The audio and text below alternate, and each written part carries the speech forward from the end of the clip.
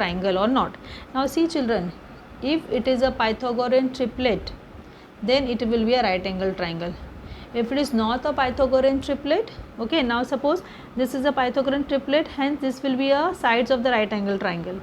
If it is not a Pythagorean triplet, it will not be a sides of right angle triangle. So we can easily say that whether the triangle is a right angle or not. Now here we are getting the side as first one 8, 15 and 17. Okay children, 8, 15 and 17.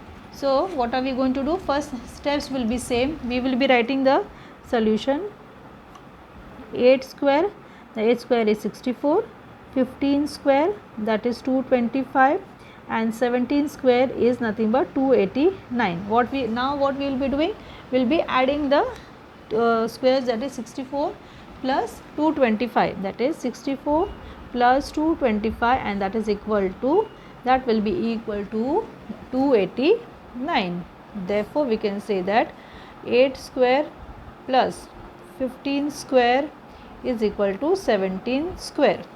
Okay, therefore we can write down 8, 15, 17 is a Pythagorean triplet. Okay, hence it is a right angle triangle. Only one statement you have to add, hence. Okay, hence it is a right angle triangle. Hence it is a right angle triangle. See children, this is same sum like the previous one, only we have to first prove that it is a Pythagorean triplet or not. If it is a Pythagorean triplet, you will write hence it is a right angle triangle. If it is not Pythagorean triplet, hence it is not a right angle triangle. Two statements you have to write. Again, let us see the next question.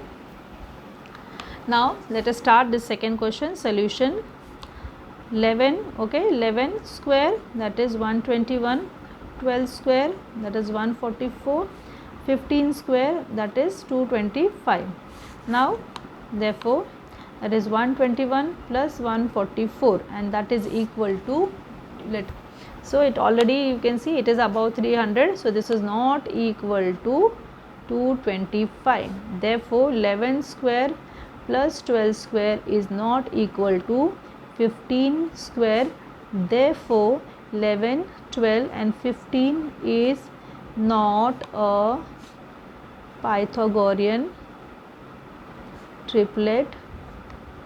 So hence it is not right angle triangle, you can write, or you can write, so it does not form a right angled triangle. It does not form a right angle triangle. Now see children, remaining 3 questions, same way you have to do children. Okay, third and fifth you will be doing for homework. Fifth one is a decimal one. I am doing the fifth one because it is in decimal. 1.5, 1.6 and 1.7. okay, 2 questions you are doing on your own because it is for in same like similar like this way. Now this is 1.5. so let us start the solution. 1.5 square, that will be 2.25, yes or no, because 15 square is 225, so it is 2.25. 1.6 square, so 16 square is nothing but, your 16 square is 256, so it will be 2.56. then 1.7 square, that is 2.89. now we will add children, so 2.25 plus 2.56, if you add this both, okay, that will be 2 plus 2 4. Automatically you can see that 2 point something, and here also 2 points, so it is a point something equal to 4 point something, which is not equal to 2.89. so we will write therefore not equal to 2.89.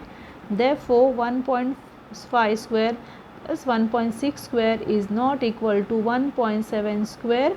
therefore 1.5, 1.6 and 1.7, okay, is not a Pythagorean